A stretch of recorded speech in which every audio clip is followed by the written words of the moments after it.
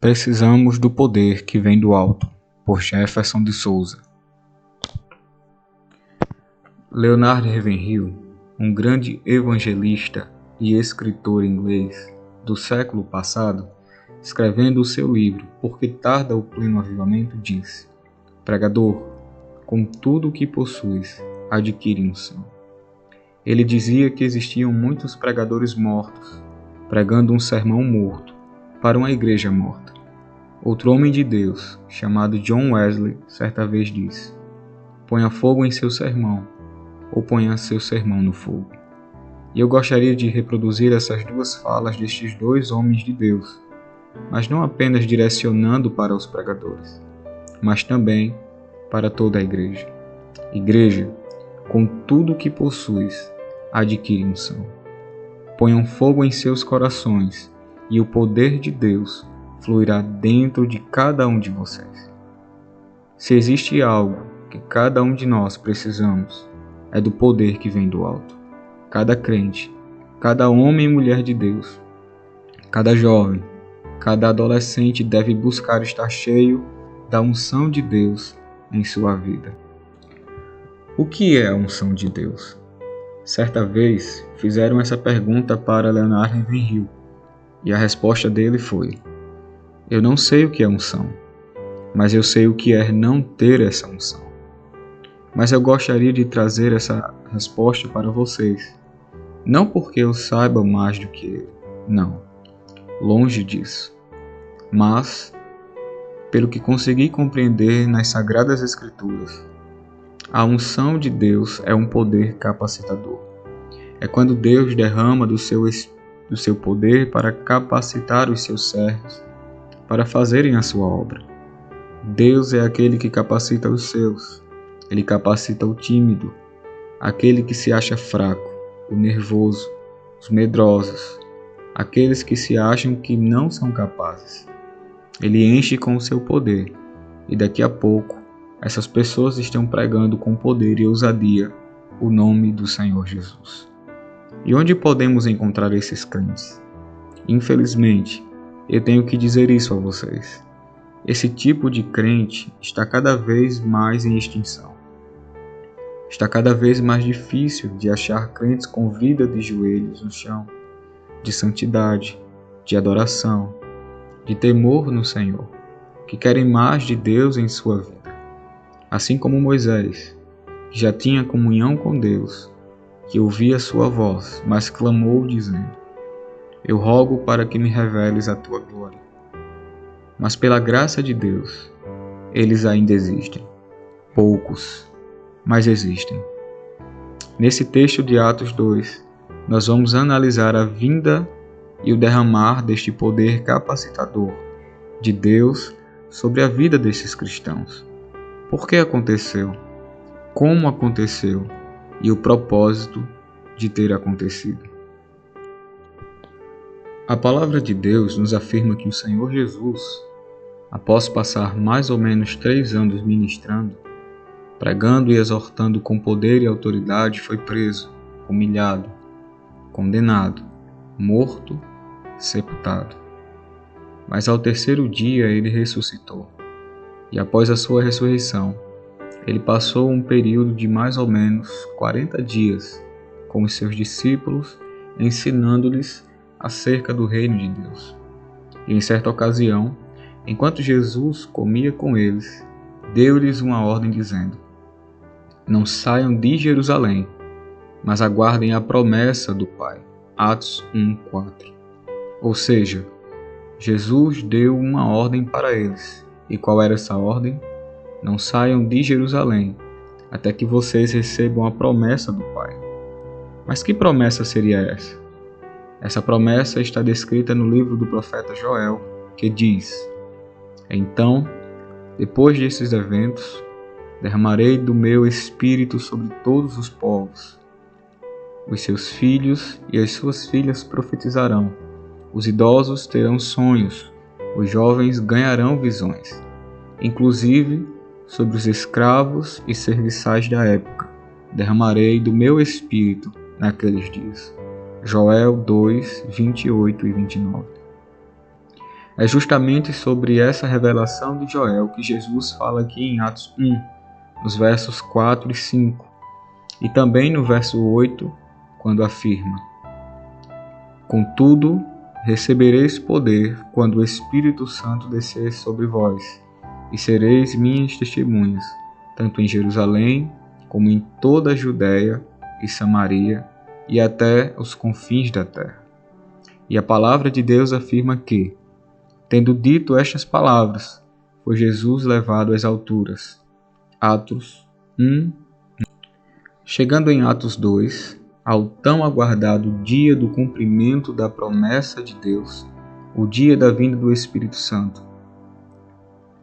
Em Atos 2:1, a palavra do Senhor diz: ao completar-se o dia de Pentecostes. Pentecostes é a festa da colheita, ou dos primeiros frutos.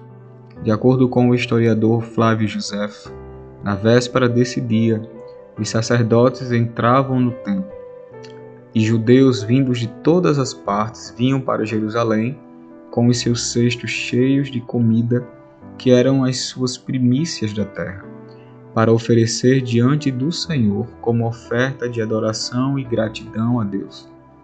Porque antes eles eram escravos no Egito, mas o Senhor ouviu o seu clamor, tirou eles da terra da escravidão e os conduziu à terra de Canaã, terra que mana leite e mel.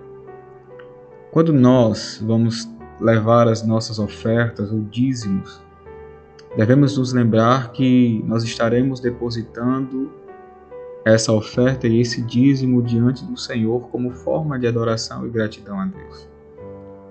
Pois antes nós éramos escravos do pecado, prisioneiros deste mundo e condenados ao inferno. Mas alguém pregou o Evangelho para nós e hoje estamos aqui, livres do pecado, salvos em Cristo Jesus. Então, quando nós formos ofertar, devemos ofertar com amor, para que a obra do Senhor cresça e outros mais sejam alcançados. E onde esse derramar e esse cumprimento da promessa aconteceu? Bem, o texto em Atos 2, no final do verso 1 e no verso 2, a palavra do Senhor vai dizer: estavam todos reunidos num só lugar. De repente, veio do céu um barulho, semelhante a um vento soprando muito forte, e esse som tomou conta de toda a casa onde estavam assentados. Quando o Espírito Santo veio sobre eles, eles estavam dentro do templo, aqui no verso 2 descrito como a casa. Olhe que interessante. O texto diz que o Espírito Santo da promessa veio sobre eles quando eles estavam dentro do templo e reunidos em um só lugar, ou seja, em comunhão. Não existe crente cheio do Espírito Santo sem estar em comunhão com a igreja, em unidade com os irmãos, orando juntos, louvando juntos, adorando juntos e crescendo juntos. E como isto aconteceu? Em Atos 2:2, ao verso 4 diz: de repente veio do céu um barulho, semelhante a um vento soprando muito forte, e esse som tomou conta de toda a casa onde estavam assentados. Então, todos viram distribuídas entre eles línguas de fogo, e pousou uma sobre cada um deles. E todas as pessoas ali reunidas ficaram cheias do Espírito Santo, e começaram a falar em outras línguas, de acordo com o poder que o próprio Espírito lhes concedia que falassem. Primeiro, é importante lembrar mais uma vez que, quando o Espírito Santo veio sobre eles, a Bíblia diz no final do verso 1 que eles estavam todos reunidos num só lugar. E onde era esse lugar, irmãos? No Templo de Jerusalém, justamente onde Jesus mandou que eles estivessem. Ou seja, eles estavam no lugar da obediência. Sabe o que podemos aprender? É que o crente que quiser ser cheio do Espírito Santo deve ser obediente à voz do Senhor e estar no centro da vontade de Deus. Ele estará onde Deus quiser que ele esteja. Ele falará o que Deus mandar ele falar. Ele fará o que Deus mandar ele fazer. Segundo, a Bíblia diz no verso 2 que o Espírito Santo, o poder de Deus veio do céu, veio do alto, da parte de Deus. Isso significa que o poder que vem sobre a vida do crente vem do alto, vem do céu, da parte de Deus, e não da terra. A garantia do crente, a sua confiança, não deve vir das coisas deste mundo, de políticos, do dinheiro, de armas, de homens que se acham poderosos.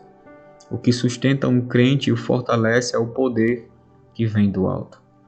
Em Tiago 1,17, a palavra do Senhor diz: toda boa dádiva e todo dom perfeito vem do alto, descendo do Pai das luzes, em quem não há oscilação, como se vê nas nuvens inconstantes. O propósito de Deus em Atos capítulo 2. Bem, o propósito de Deus em Atos capítulo 2, dos versos 5 ao 12, são 3. Primeiro, uma mensagem clara para os judeus e um sinal para a igreja.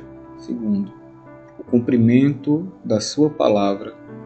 E terceiro, a capacitação da igreja para a obra missionária. A mensagem clara para os judeus e o sinal para a igreja. A chegada do Espírito Santo inaugura a era da Igreja de Cristo, que agora teria a missão de pregar o Evangelho a todas as nações, como descrito em Atos 1, verso 8, que diz: tanto em Jerusalém como em toda a Judéia e Samaria e até os confins da terra. Missão essa que foi dada ao povo de Israel, mas eles não foram obedientes ao Senhor. Eles não deram ouvidos aos profetas de Deus, e muito menos à sua lei, pois eles foram chamados para ser luz para as demais nações da terra, e convidá-los ao arrependimento, mas não o fizeram. Mas agora, aqui em Atos 2, Deus está derramando o seu Espírito Santo da promessa, capacitando a sua igreja e os seus servos a falarem as grandezas de Deus diante de pessoas de várias nações. E a mensagem de Deus aqui, tanto para os judeus quanto para os discípulos e toda a igreja é: o meu evangelho será pregado a todos os povos, línguas e nações. Serão convidados ao arrependimento. Seus pecados serão perdoados e serão conhecidos como meu povo. O cumprimento da palavra de Deus. Sim, um dos propósitos de tudo isso ter acontecido aqui em Atos 2, no dia de Pentecostes, é porque o nosso Deus é zeloso em cumprir a sua palavra.